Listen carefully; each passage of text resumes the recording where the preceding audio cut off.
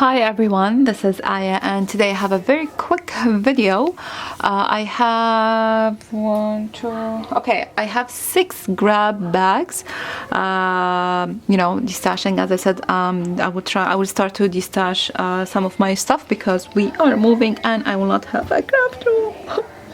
Okay, so let me show you one of the grab bags so you will get the idea what you're going to get.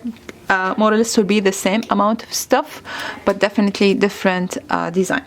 So you will get 3 die cuts or ephemera, let's say. So I have Prima, Polka Dot, and Prima. Papers, 3 papers. 2 new, 1 is used and has all the scraps. Then for this time, I'm gonna get stamp and coordinating dies. This one I think I paid like $35. Then I have stencil, stamp, die, and stamp.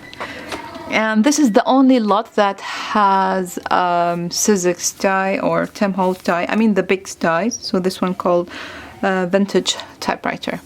So each lot will be $55 shipped. If you're interested in one of these bags, please comment below or email me. Thanks. Bye.